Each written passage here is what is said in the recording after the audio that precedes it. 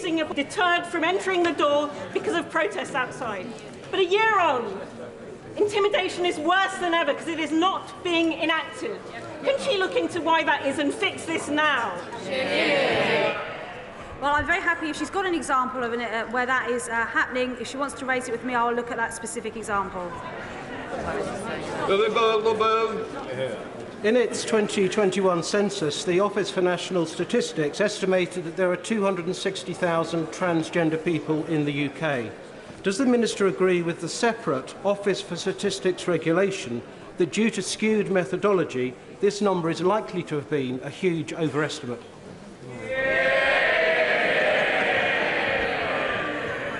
Mr. Speaker, I do share the concerns that the Office for Statistics Regulation has raised. And actually, in February, I asked my officials to explore with the ONS whether the census got the number right because of a lack of understanding of the question. We need to be very careful about language. People don't often understand what we mean when we use terms like transgender, gender identity. We've got to make sure that they understand that. So the ONS will be conducting and reporting on research to explore this issue, so that they should publish the results by the end of the year, and we'll monitor it going forward. Question, Emma Lulber. Thank you very much, Mr. Speaker. Some years ago, the United Nations found that disabled people's rights were being systematically violated by Conservative ministers.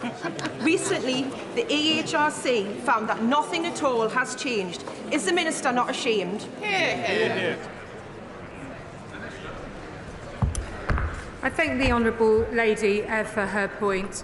I think the point regarding the AHRC is that it's an independent and public body. But I don't think anybody comes to this House to erode anybody's rights, whether they are disabled or has a health issue whatsoever. And I absolutely do not absolutely refute what the honourable lady says. I think she should look at our actions and our record on the work that we've done around British Sign Language and more widely, and we absolutely stand by all constituents, whatever needs they have. Just before we come to Prime Minister, I'd just like to welcome the grandson of Mahatma Gandhi, and welcome to this chamber. We now come to questions to the Prime Minister. I start with Stuart C. MacDonald. Question number 1, please, Mr. Speaker. Prime Minister. Mr. Speaker, I know that the sympathies of the whole House are with all those affected by Storm Babbitt, and in particular the friends and families of those who lost their lives. Mr. Speaker, this morning I had meetings with ministerial colleagues and others. In addition to my duties in this House, I shall have further such meetings later today. Stuart C. MacDonald. Thank you, Mr. Speaker, and can I join the Prime Minister in expressing my sympathies to all those affected by the recent storms. But, Mr. Speaker, 2 million people just cannot be sustained from 20-odd aid lorries. Utter catastrophe is being unleashed in Gaza. Doesn't the Prime Minister now see that only a humanitarian ceasefire can bring about the scale of emergency aid that is needed? Of course, Israel has a right to defend itself in line with international and humanitarian laws. But we must also speak out when those laws are breached.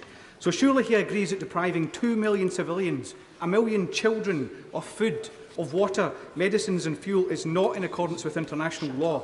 Will he press Israel to restore the supply of these essentials for the sake of innocent civilians and the future of the entire region? Well, Mr. Speaker, it's important that we do everything we can to get humanitarian aid to those who need it in Gaza, which is why on Monday we announced a doubling of our international aid to the region, and why the Development Minister is actively engaged with our partners on the ground to ensure that that aid gets to those people as quickly as possible. Alberto Costa.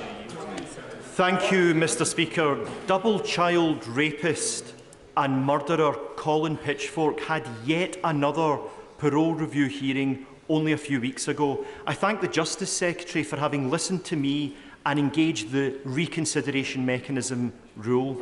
Now, I know the Prime Minister doesn't have any decision-making role within the Independent Parole Board. It's independent of government, but it is a wing of the executive. It is not the judiciary. Now, does the Prime Minister agree with me that men who rape and brutally murder young women, as Mr Pitchfork did to Dawn Ashworth and Linda Mann in my constituency, does he agree that generally, as a point of principle, these sexual offenders should remain in prison for most of their natural lives? I agree with my honourable friend that the public should be confident that murderers and rapists will be kept behind bars for as long as is necessary to keep the public safe. And that's why we're reforming the parole system. Our victims' bill will mean that minimising risk and protecting the public are the sole considerations in parole board decisions. It will also give the Justice Secretary the power to step in on behalf of the public and take a second look at decisions to release the most serious offenders, including murderers and rapists. And last week we announced that we will be introducing longer sentences for dangerous criminals. For the most heinous crimes, life will mean life. We come to the Leader of the Opposition, Keir Starmer. Can I join the Prime Minister in his comments about all those affected by these storms? Can I start by welcoming the new member for Mid-Bedfordshire? The first Labour MP ever to represent those beautiful towns and villages. He defied the odds, history, and of course the fantasy Lib Dem bar charts.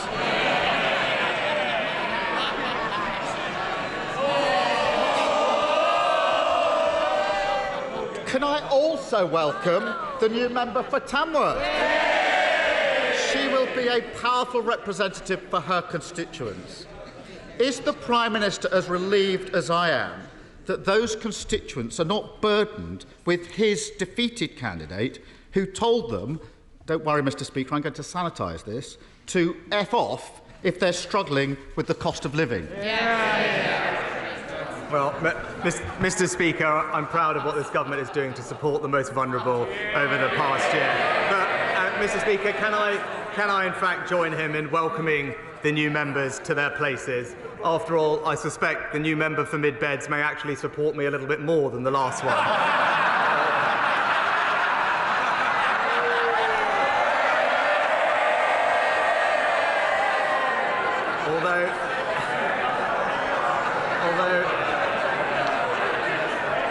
Although I did notice that the new member said that they will be opposing new housing in their local area, while the new member for Tamworth claimed that they will protect green spaces. I would urge them to have a word with their leader, because that's not exactly his position, Mr Speaker, although with his track record of U-turns, who knows what his housing policy will be next week. Well, so much for being the change candidate. He can't even distance himself from those appalling comments.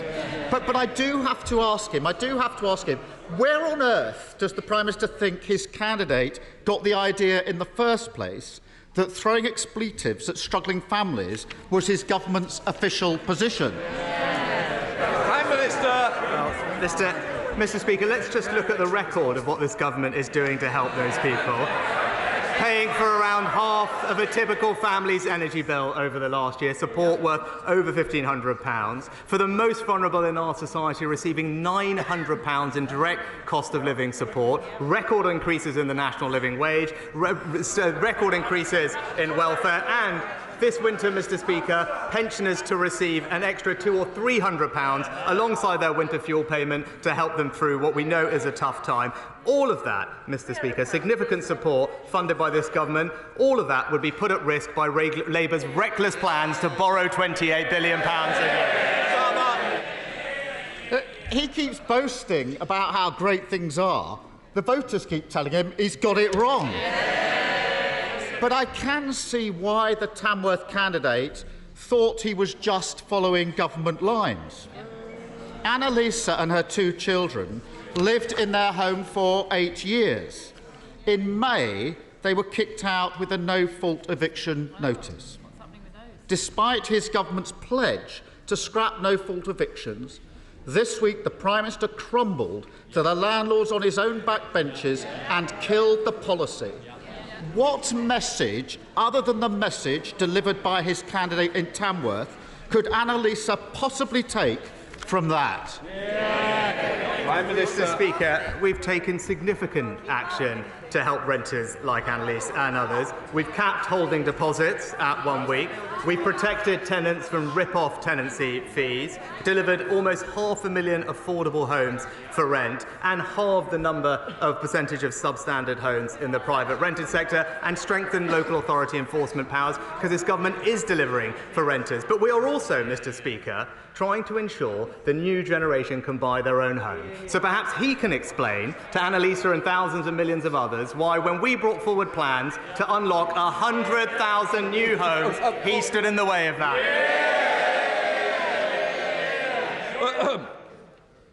Just to say, it's Prime Minister's questions, not opposition questions.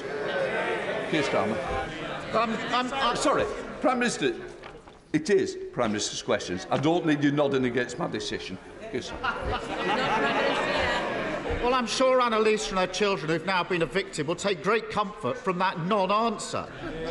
Emma and her teenage son saw their mortgage go up by more than a quarter.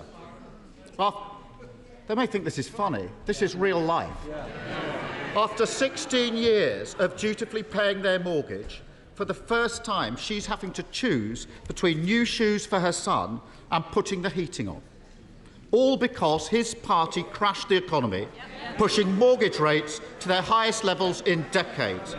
He says ignore all that. Ignore the fact that the guilty men and women responsible are standing again as his candidates and still setting his policy. Can he not see why Emma might think that his party is telling them exactly where to go?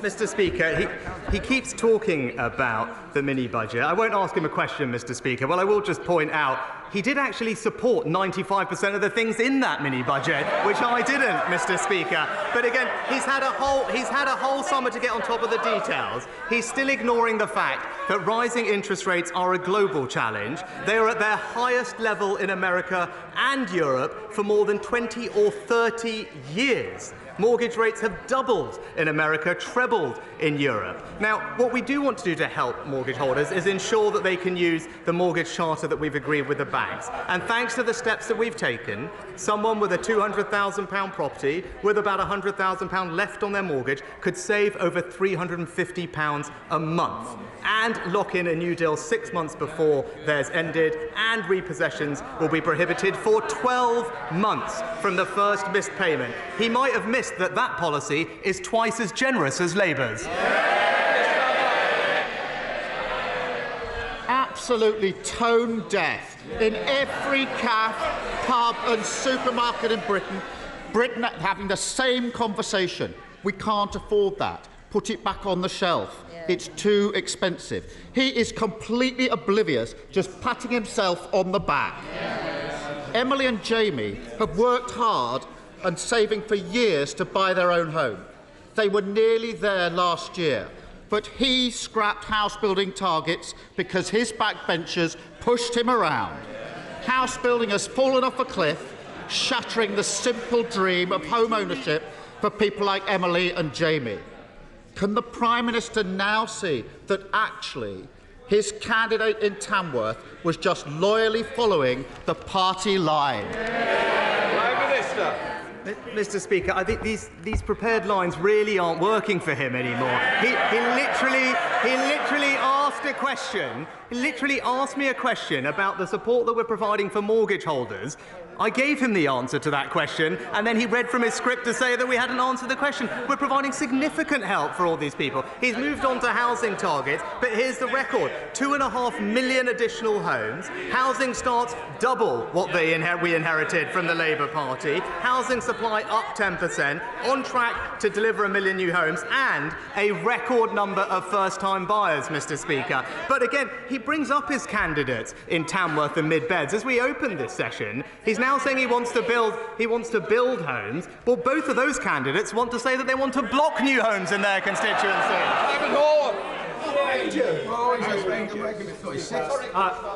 Tell us more about it. Thank you,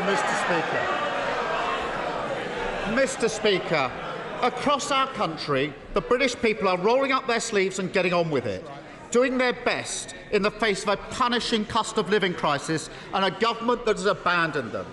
abandoned renters at risk of being kicked out, abandoned mortgage payers struggling to make ends meet, abandoned those who dream of owning their own house.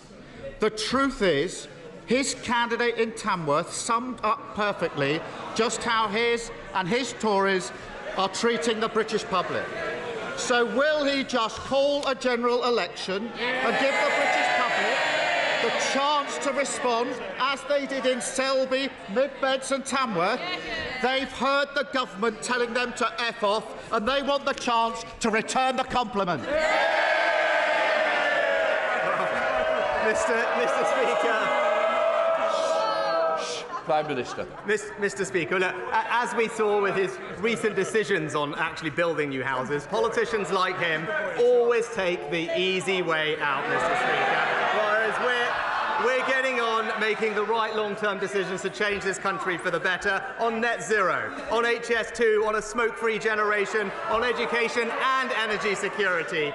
Contrast that to his leadership. Too cautious to say anything and hope that nobody notices, Mr. Speaker. Let me tell him, come that general election, the British people will.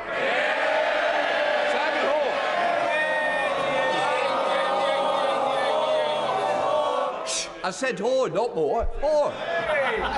It's the first time I've been confused with the Leader of the Opposition, Mr. Speaker. There's been many rumours about you. It will be soon. And all of them true, Mr. Speaker.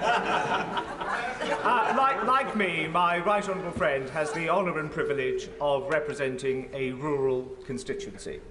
I'm sure he, like I, occasionally feels a certain degree of frustration that whilst progress has been made in this area, the rubric of funding formulae for things like the Environment Agency, local government, the police and education still fails to adequately reflect the difficulties and challenges of delivering public service in rural areas.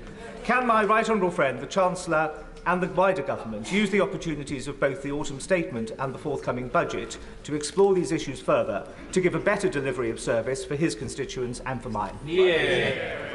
Can I thank my honourable friend for raising this important issue on behalf of both his and my constituents. It's vital that we have the same high-quality services in rural areas as well as our towns and cities. I am pleased to tell him that we're providing £95 million through the Rural Services Delivery Grant to help rural councils achieve exactly that. We are currently reviewing the police funding formula, and I remember working with him to ensure that the national funding formula for schools does take account of the differing characteristics of schools and their pupils. But we will continue to keep all these things under review, and I agree with them entirely. Our rural communities must be given the same funding and public services as everyone else in our country. SNP Deputy Leader Murray Black.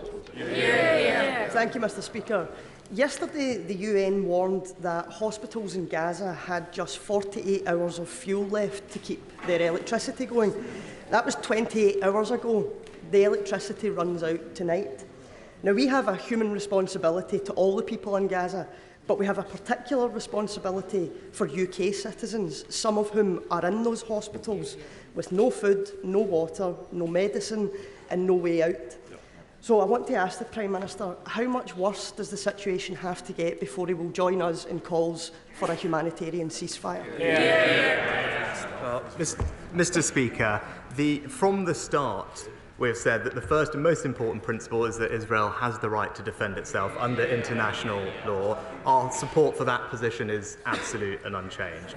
But from the start, we have also said that we do want British nationals to be able to leave Gaza, and that we want hostages to be released and for humanitarian aid to get in. And we recognise that for all of that to happen, there has to be a safer environment, which of course necessitates specific pauses as distinct from a ceasefire. And we discussed this with partners yesterday evening at the United Nations.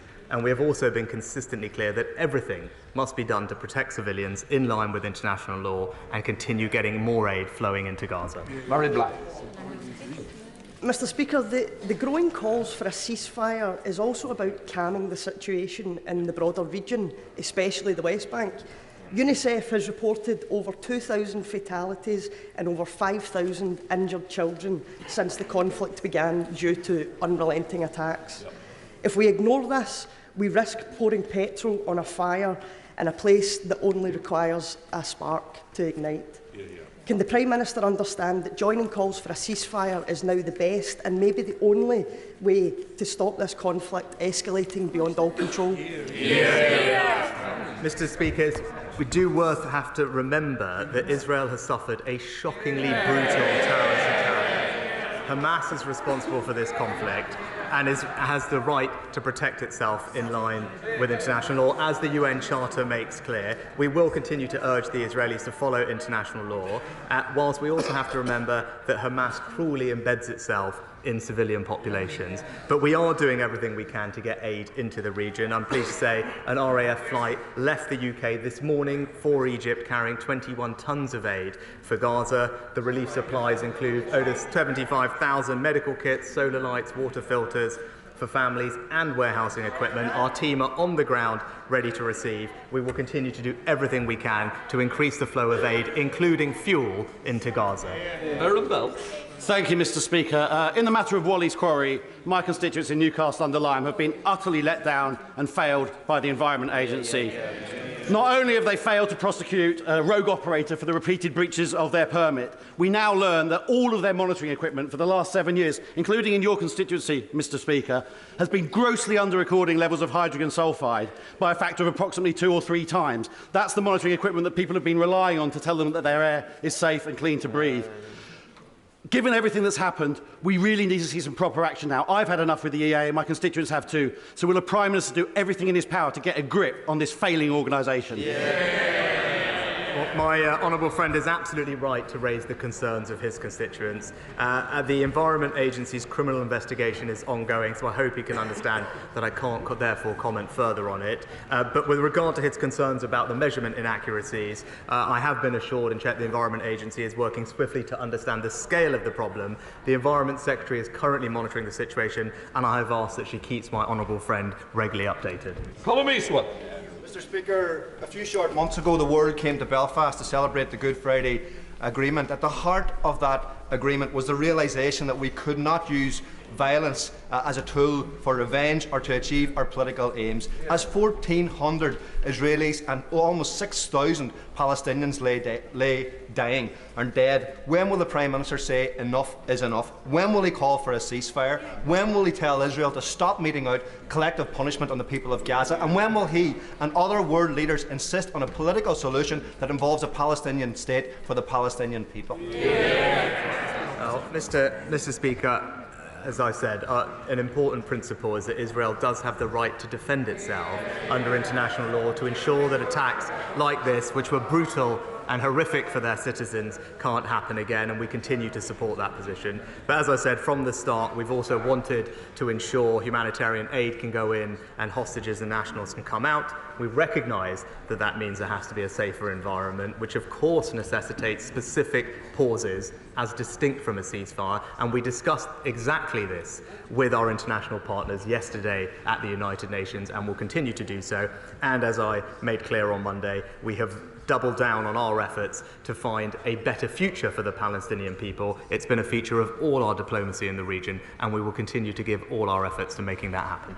Robbie Moore. Thank you, Mr. Speaker. For too long, Bradford Council have failed to represent the best interests of my constituents, whether it be their catastrophic failures on children's services, their inability to invest our own council tax back into Keighley and Ilkley, or their refusal to instigate a review into child sexual exploitation across the Bradford district. Local residents and I are fed up of being ignored by Bradford Council, and we want out. So will the Prime Minister meet with me to discuss my case for leaving Bradford Council and creating our own unitary authority which better represents Keighley and Ilkley, putting our priorities first? Prime Minister. Well, Mr. Speaker, I know my honourable friend is a passionate campaigner on this issue, indeed even introducing a private member's bill earlier on it this year, and I agree with him that his council should be working to ensure that it delivers good services for all its residents, including his constituents. I will certainly arrange for the relevant minister to discuss his concerns further, and as he didn't do it, maybe I can plug his event this afternoon, I believe, in the Jubilee Room, the Keighley and Ilkley showcase, where perhaps the Minister can come to discuss it in person then. Graham Morris. It's just a year ago now that the new Prime Minister promised to unite our country, not with words but with action. Quite rightly, voters make a judgment on actions. But in my constituency, as in many others, the Prime Minister hasn't delivered on his promises. Arbroath House in Easington Colliery is a GP practice without the funding to deliver basic community health services. Communities like Shotton, South Hetton, Hassel and Horden lack the police officers to tackle crime and antisocial behaviour. We see sewage being dumped on our coastline at Seaham and Blackhall without prosecution of the privatised water companies. We see investment for levelling up blocked for Horden. When will the Prime Minister call a general election and let Labour rise to the task of rebuilding Britain? Prime Minister. Mr. Speaker, the honourable gentleman raised crime. I'm pleased to say that crime is now down by over 50% since Labour were last in office, and that includes significant reductions in antisocial behaviour, which you mentioned. And indeed, earlier this year, not only did we meet our pledge to deliver 20,000 more police officers, a record number on our streets, our antisocial behaviour plan is already making a difference, delivering immediate justice and clamping down on that type of activity. Kate Knapp. Thank you, Mr. Speaker. I rightly support the government's plans to build more homes and ease housing shortages. However, I have significant concerns about the impacts of developments on our ageing drainage systems and the potential risks that this poses for flooding, as we're seeing in places like the Hazel Walls development in Uttoxeter. What steps will the government take to ensure that as more houses are built, existing infrastructure is also upgraded and maintained by local authorities to ensure it's not overwhelmed with additional use and less permeable surfaces?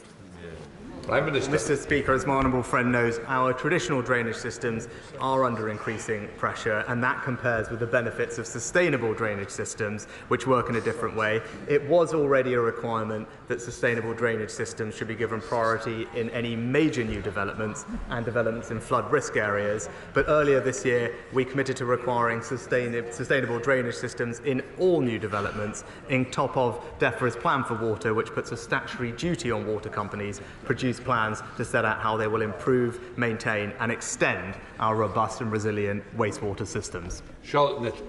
Thank you, Mr. Speaker. This morning I hosted the MS Society and people living with multiple sclerosis to hear about their experiences accessing personal independence payments. 10 years on from its introduction, people with MS and other fluctuating conditions are still too often being denied the support that they deserve to manage the extra costs of their condition and to retain their independence for longer.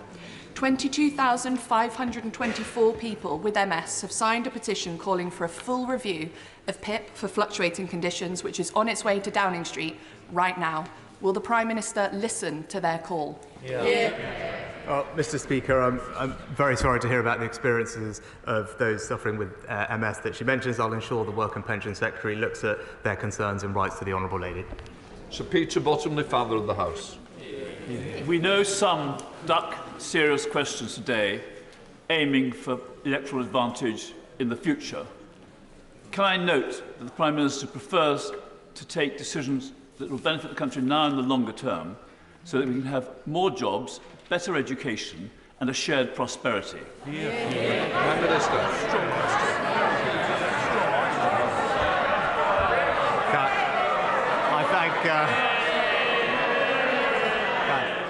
I thank my honourable friend for his kind words. Mr. Speaker, while the final report of the infected blood inquiry has been postponed until March, Sir Brian Langstaff, the independent chair, has already published his recommendations on compensation for victims of that scandal. Can the Prime Minister explain why his government insists on postponing its response until after publication of the final report, kicking it into the long grass and delaying justice once again for my constituents Justine, Rachel and Paul, whose fathers died as a result of that scandal, as well as thousands of others across these aisles? Prime Minister. Mr. Speaker, as I said previously from the dispatch box, what happened was an appalling tragedy, and my heart goes out to all of those affected and their families. I've given extensive evidence to the inquiry, so my position on this matter is on the record, but I would say there is extensive work that has been going on in government for a long time, coordinated by the Minister for the Cabinet Office, as well as interim payments of £100,000 being made to those who are affected. Simon Baines. Thank you, Mr. Speaker. The Prime Minister has been a great champion of transport projects on the Welsh borders, including the electrification of the main line in North Wales, the reopening of Corwin Station and the Gabowen to Oswestry line, and also substantial levelling up fund investment in the Llangollen and Montgomery canals. Would the Prime Minister now deliver on the long-awaited Pant-Llanymynech bypass and also prioritise the dualling of the A5, A483 in Clwyd South and North Shropshire?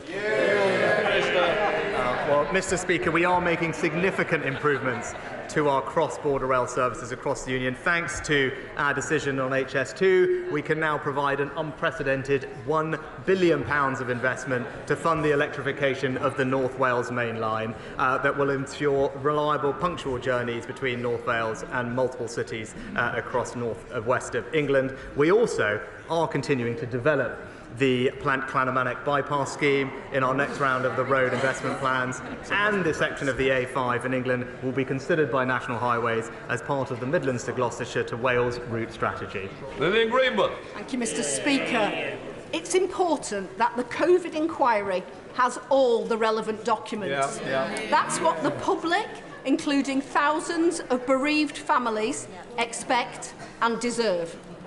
But despite being a self-described tech bro, the Prime Minister has been unable to locate and provide his WhatsApp messages to the inquiry. Does he agree that devices should be handed over to experts to retrieve this information? Mr. Speaker, both the Government and I have fully cooperated to provide tens of thousands of documents to the COVID inquiry, and I look forward to giving evidence later this year. Peter Aldous. Thank you very much, Mr. Speaker. With the ongoing national crisis in NHS dentistry being raised here most weeks, can my right honourable friend advise as to when the dentistry plan produced by the Department of Health will be published? And can he ensure that any clawed back unspent funds are ring-fenced for NHS dentistry so as to deal with emergencies and to help clear the backlog? Mr. Speaker, we're investing £3 billion into NHS dentistry, and the reformed dental contract is helping to improve NHS access for patients. In the last year, I'm pleased to say NHS dental activity also increased by almost a quarter compared to the year before, but the forthcoming dental recovery plan, which will be out shortly, will include action to incentivise dentists to deliver even more NHS care. Ruth Cabret. Thank you, Mr. Speaker. It is an honour to be elected to this place, and the standards by which we are expected to abide matter.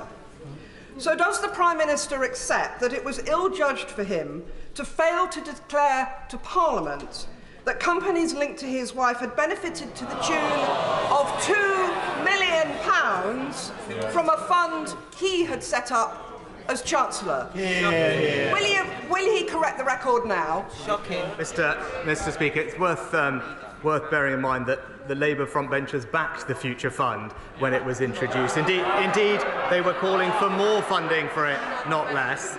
The House will be aware of my wife's shareholdings in various British startups, so that's her career, which are on the record, and I'm happy to put on the record again. But it is worth bearing in mind that the Future Fund helped over 1,200 different companies. Neither the government nor the British Business Bank chose any of those specific investments. It was open to any British firm that met the criteria. Siobhan Bell. Thank you, Mr. Speaker. The UK is at risk of being left behind on hydrogen engines, hydrogen ice. The EU and the USA are now recognising hydrogen combustion engines as zero emissions and are supporting their industries as all viable zero carbon technologies will be needed, particularly for our HGVs, according to the RHA. So I'm working with Borg Warner, Fenia on ice and many MPs because this is crucial for UK jobs, skills and manufacturing. Will my right honourable friend commit to urgently extending the scope of the Automotive Transformation Fund industrialisation grants to include hydrogen engines so we win the ice race? Well, Mr. Speaker, the government is determined to ensure that the UK remains one of the best locations in the world for automotive manufacturing. Hydrogen fuel cells and their upstream supply chain are already in scope of the ATF, and support for this fund has enabled Johnson Matthey's £60 million investment in Hertfordshire to develop hydrogen technologies. But I am told by the Minister that DBT are continuing to look at the future possibilities for renewable hydrogen and will consider the fund's eligibility in light of the new developments in this space. Yasmin Qureshi.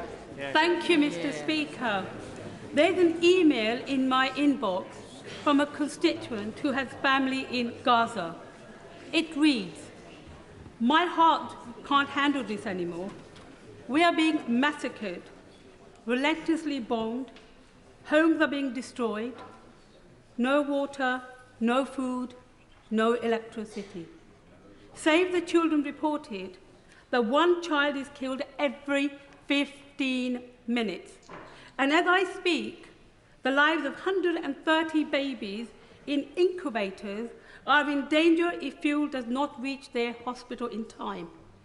This is collective punishment of the Palestinian people in Gaza for crimes they did not commit. How many more innocent Palestinians must die before this Prime Minister calls for humanitarian ceasefire?" Well, Mr. Speaker, I welcome that there is, in fact, unity across these dispatch boxes on Israel's right to defend itself in face of an unspeakable act of terror. But it is also clear that we must support the Palestinian people. They are victims of Hamas too. Hamas uses innocent people as human shields, and we mourn the loss of every innocent life, people of every faith, of every nationality, and we are working as hard as we can to get as much humanitarian aid into Gaza as quickly as practically possible. Final question, Dr. Dan Poulter. Thank you, Mr. Speaker. Last week, Suffolk experienced its worst local floods for over 100 years, with communities in and around Needham Market, Framlingham, Debenham and Wickham Market particularly badly affected. Homes and businesses have been destroyed. And Suffolk, the community, has rallied together in a very stoic and pragmatic way to support those in need at this very difficult time. But what longer-term support can the Prime Minister offer to the people in Suffolk, those businesses and homes that have been affected by these floods, to help them to recover and rebuild? Well, flooding is a devastating experience, and I extend my sympathies to all those affected, including those in his own constituency. I'm pleased to say that that's why, through the flood recovery framework, we are confirming additional financial support for those households and businesses most affected. This will include a £500 grant for households, council tax discounts and business rates relief of up to 100% for 3 months. Small and medium-sized businesses will also be eligible for £2,500 business recovery grant and up to £5,000 grants for flooded homes to make them more resilient for future flooding. We recognise the heroic efforts, Mr. Speaker, of local councils like his and emergency responders everywhere who have been working tirelessly in affected areas. They have our thanks, and we also stand ready to consider any requests from councils for support in their recovery efforts. Just let me. That completes questions. I'll come to point one in a second. There was one.